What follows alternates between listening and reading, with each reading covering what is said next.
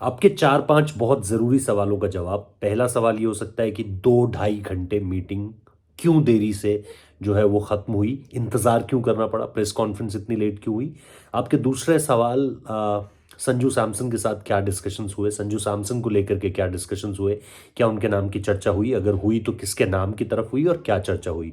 आपका तीसरा सवाल, मोहम्मद सिराज को बाहर क्यों रखा गया? आपका चौथा सवाल ये हो सकता है कि जसप्रीत बुमराह को लेकर के अब जो ये नई तारीख, अगर आप लोगों को पता है या नहीं पता है मुझे नहीं पता, लेकिन 2 फरवरी अब उनके एक और स्कैन्स होंगे। 2 फरवरी के स्कैन्स उनके ये बताएंगे कि वो कहाँ जाकर पार्टिसिपेशन कर पाएंगे। क्या वो ओडीआई सीरीज खेल पाएंगे, इंग्लैंड का जो आखिरी मैच है वो खेल पाएंगे? क्या वो चैंपियंस ट्रॉफी के लीग स्टेज से खेलना शुरू कर देंगे, सेमीफाइनल फाइनल में खेलेंगे, या फिर सीधे आप उनको आईपीएल में देखेंगे? इस चीज़ का आपको जवाब देंगे। और इसके साथ साथ दिल्ली की टीम ने जो है वो अपना जो स्क्वाड है उसको रिलीज कर दिया है। विराट कोहली उसमें नहीं है। उनकी तरफ से क्या मैसेज आया है, डायरेक्टली उन्होंने बात नहीं की है, बट रोहन जेटली से पता करने की कोशिश की थी। तो रोहन जेटली के पास जो मैसेज पहुंचा है वो मैसेज क्या है, इसके बारे में भी बात करेंगे। बट शुरुआत से शुरू करते हैं। एक रिक्वेस्ट है बस आप लोगों से, प्लीज़ सब्सक्राइब कर दीजिएगा। थोड़ी सी सब्सक्राइब करने की गति जो है वो धीमी पड़ी है। तो आप लोगों में से जो भी लोग देखते हैं, यूट्यूब का जो एनालिटिक्स है, जो यूट्यूब का स्टूडियो है, वो ये बताता है कि करीबन 70% से ज़्यादा लोग, 70% से ज़्यादा लोग जो है वो मतलब देखते हैं और चले जाते हैं, सब्सक्राइब नहीं करते हैं। फ्री ऑफ कॉस्ट है, बहुत मेहनत लगती है। प्लीज़ मेरी रिक्वेस्ट है, अगर आप लोग नहीं कर रखा है अभी तक आपने सब्सक्राइब, तो प्लीज़ कीजिए। वीडियो लाइक कर सकते हो, कमेंट कर सकते हो और बताइए कि आप क्या सोचते हो। पहले पूरा वीडियो देख लो। शुरुआत करते हैं इस चीज़ से कि संजू सैमसन को लेकर के बहुत ज़्यादा डिस्कशंस हैं, डिबेट है, पॉइंट ऑफ व्यूज़ हैं। देखिए, संजू सैमसन को लेकर के डिस्कशन बहुत ज़्यादा हैवी था ही नहीं, और ये शुरू से नहीं था। लेकिन क्या एक फ़ोन दिल्ली से आया, और एक फ़ोन दिल्ली, मैं बताऊंगा नहीं, सॉरी, कि दिल्ली से किसका फ़ोन आया था, बट ऋषभ पंत को, मेरे सोर्सेस बता रहे हैं, ऋषभ पंत को ऑस्ट्रेलिया में कम्युनिकेट किया जा चुका था। क्योंकि मैं आपको पहले से बता रहा हूं कि ऑस्ट्रेलिया में छोटी छोटी मीटिंग्स हो रखी थी चैंपियंस ट्रॉफी को लेकर के। ऐसा नहीं है कि आज ही आपने जो किया, या कल रात टेलीफोनिक कॉन्वर्सेशंस हो रही थी सेलेक्टर्स की, तमाम लोगों की जो कि इनटू द पिक्चर होते हैं, जो कि इस पूरे के पूरे मसले के स्टेक होल्डर्स होते हैं, उन सब की कल रात को भी टेलीफोन मीटिंग चली है, करीबन 10 बजे तक चली है। और उसके बाद चीज़ें जो है वो सॉर्ट आउट हुई हैं। ऑस्ट्रेलिया में कुछ मीटिंग्स हुई थी, और ऑस्ट्रेलिया में ऋषभ पंत को ये कम्युनिकेट किया जा चुका था कि आप चैंपियंस ट्रॉफी जा रहे हो। दूसरी इंपॉर्टेंट चीज, KL Rahul already in picture थे। केएल राहुल को लेकर के बीच में वो खबर भी आई थी कि शायद वो नहीं रहेंगे इस इंग्लैंड वाली सीरीज में। तो क्या आगे रहेंगे या नहीं, ऐसी कोई बात नहीं थी, वो रहने वाले थे और वो रहेंगे भी। अब सबसे इंपॉर्टेंट पॉइंट, संजू सैमसन को लेकर जब एक फोन खड़का और वो फोन जो है उस सिलेक्शन मीटिंग का हिस्सा बना, तो कहीं ना कहीं इस बारे में बात की गई कि संजू सैमसन को लेकर के पॉइंट ऑफ डिस्कशंस क्या है। Performance wise he is right up there. Performance उनकी ऐसी है पाल में, चाहे उनका 100 बनाया उन्होंने साउथ अफ्रीका के अगेंस्ट, 50 मारा हो वहां पे उस दौरे में, या उसके अलावा भी आप उनकी परफॉर्मेंस देखो। और एक बात हमेशा से रही है, पिछले 4-5 सालों में रही है, कि जब T20 वर्ल्ड कप का साल होता है उनको 50 ओवर फॉर्मेट खिलाया जाता है। जब 50 ओवर वर्ल्ड कप का साल या चैंपियंस ट्रॉफी का साल होता है उनको 50 ओवर नहीं, T20 खिलाया जाता है। तो एक एक एक एक अगेंस्ट तो है उनके सारी चीजें, ये यहां से पता चलता है। बट जो बात उनके खिलाफ गई, या मैं उनके खिलाफ भी जाने की बात नहीं कह रहा हूं, जो बात इस समय पर सबके सामने है वो ये है कि वो विजय हजारे ट्रॉफी नहीं खेल पाए। क्यों नहीं खेल पाए? क्योंकि उन्होंने मैंडेट, एक कैंप था, pre camp, Vijay Hazare trophy pre camp था, उसको उन्होंने ज्वाइन नहीं किया। वो मैंडेटरी नहीं था प्लेयर्स के लिए, बट उसको उन्होंने ज्वाइन नहीं किया। उसकी वजह से केसीए ने, केरला क्रिकेट एसोसिएशन ने, उनको विजय हजारे नहीं खेलने दिया। अब यहां पर आकर बीसीसीआई अपने हाथ खड़े करता है, सेलेक्टर अपने हाथ खड़े करते हैं। हमारी एक लाइन है बस, वो है कि आप डोमेस्टिक क्रिकेट खेलो। हम ये नहीं पता करेंगे किसी से जाके कि आपका और केरला क्रिकेट एसोसिएशन का क्या मसला था। पहले से आप में इंडिफरेंसेस रहे हैं, वो क्या इंडिफरेंसेस हैं इस पर हम नहीं पढ़ने वाले हैं। हमको ये जानना है कि आपने विजय हजारे ट्रॉफी खेली, आपने खेली तो आप सिलेक्शन क्राइटेरिया में डिस्कशन का पार्ट बनोगे। अगर आपने नहीं खेली है उसके रीजंस क्या हैं ये हम देखना चाहेंगे। अनफिट थे, एनसीए में थे, बिल्कुल उसको मान्यता दी जाएगी, चर्चा होगी, शुरुआत से चर्चा होगी और आप अगर आप फिट हो तो आपको लाया जाएगा। लेकिन और किसी कारण से अगर आप विजय हजारे ट्रॉफी नहीं खेल पाए, सैयद मुश्ताक नहीं खेल पाए, रणजी नहीं खेल पाए, दुलीप ट्रॉफी नहीं खेल पाए, ईरानी नहीं खेल, चलो ईरानी छोड़ दो, ये सारी चीजें अगर आप नहीं खेल पाए हैं तो फिर आपके लिए जो है वो मसला होगा। अब इसमें आपको जस्टिस कहना है, इनजस्टिस कहना है, जस्टिस डिलेड कहना है, जो आपको कहना है वो आप लोग कह सकते हो, बट सिलेक्शन में अब ये क्राइटेरिया है। अब यही क्राइटेरिया था जो मैं विराट कोहली वाली खबर पे जंप कर रहा हूं कि विराट कोहली वाले मसले पर अब उन्होंने लास्ट मोमेंट में अपनी तरफ से क्लैरिटी दी है कि he is not cleared fit या he is not cleared for this game.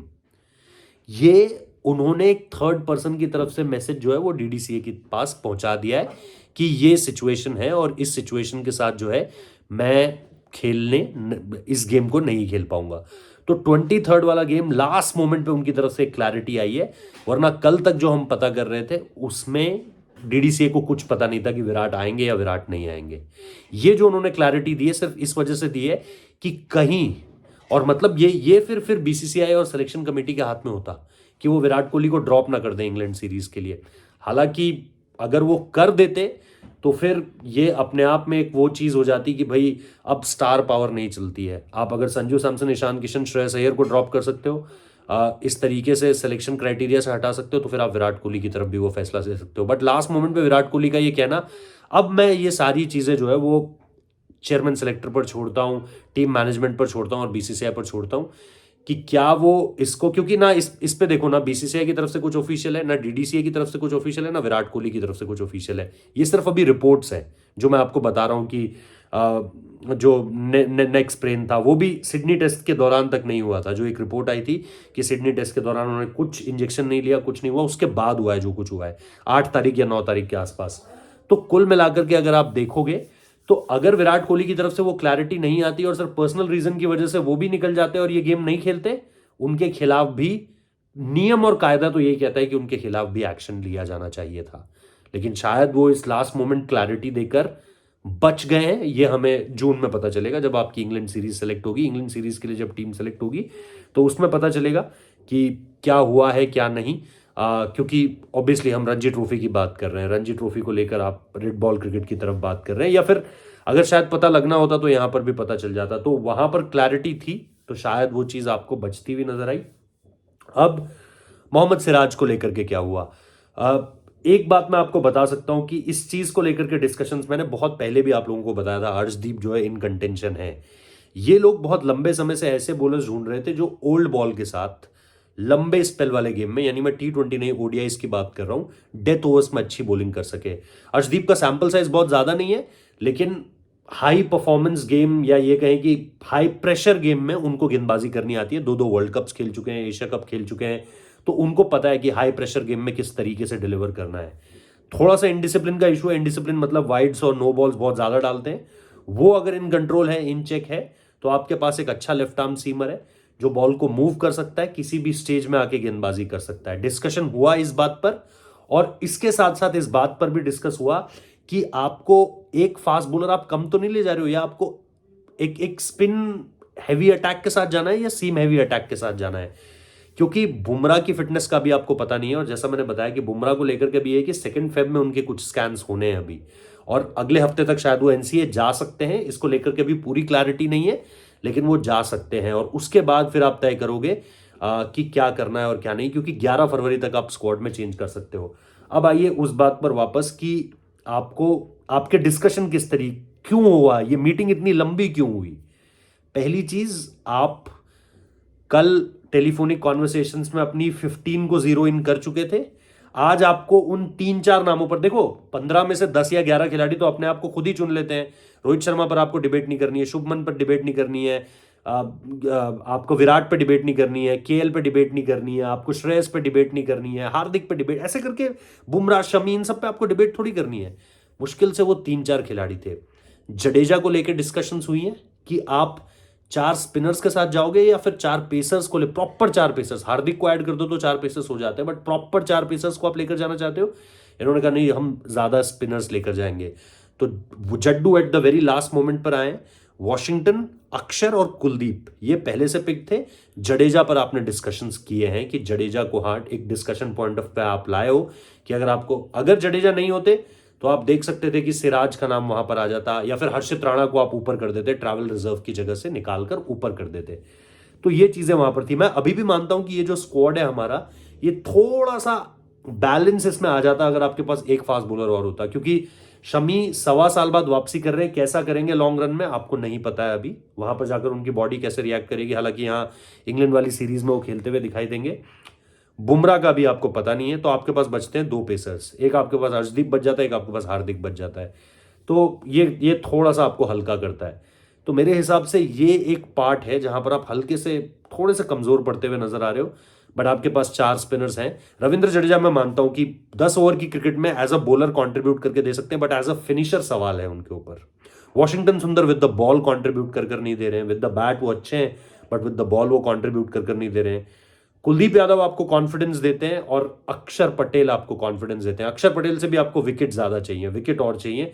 तो आपके जो 3 ऑलराउंडर्स है ना, इसमें एक ना एक डिपार्टमेंट में Jadeja with the bat in 50 overs cricket, Washington सुंदर इन 50 overs cricket with the ball, और अक्षर पटेल विद द बॉल, थोड़ा सा आपको और अपलिफ्ट चाहिए इनकी परफॉर्मेंसेस में।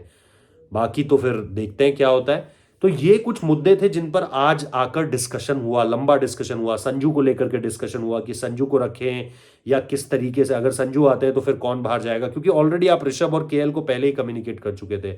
लेकिन फिर भी संजू के नाम पर डिस्कशंस, इसके अलावा सिराज के नाम पर डिस्कशंस, रविंद्र जडेजा को ले जाना है या एक एक्स्ट्रा सीमर लेकर आना है, इस चीज को लेकर के discussions.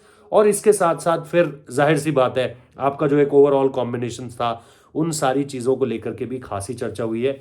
Shubman Gill vice captain completely deserve करते हैं। अगर आप इस 1 साल में उनका एवरेज देखेंगे, क्लोज टू 60 है, 58 का एवरेज है, 100 से ऊपर का स्ट्राइक रेट है। और सबसे बड़ी बात, शुभमन गिल को लेकर के जो ड्रेसिंग रूम फीडबैक आया वो बहुत जबरदस्त है। क्योंकि अब ये जब हार्दिक को भी हटाया गया था तब भी ड्रेसिंग रूम फीडबैक की बात हुई थी। शुभमन को लेकर के जो ड्रेसिंग रूम फीडबैक आया वो कमाल का है। परफॉर्मेंस उनकी है, आने वाले समय में उनकी और परफॉर्मेंसेस चाहिए। बट ये जो ड्रेसिंग रूम का एक पॉजिटिविटी है ना उनके नाम को लेकर के, ये उनके लिए काम कर गई है। तो चैंपियंस ट्रॉफी के बाद अगर रोहित शर्मा चीजों को छोड़ते हैं तो शुभमन गिल अगले कप्तान होंगे। मुझे ये बताया जा रहा है कि T20 क्रिकेट में भी आने वाले समय में, अभी रिसेंटली बात नहीं कर रहा हूं, सूर्य कुमार यादव कब तक लीड करते हैं वो आप देखिए। लेकिन मुझे ये बताया गया है कि आने वाले समय में आपका white ball captain Shubman Gill ही होगा, बीट T20 बीट ODIs।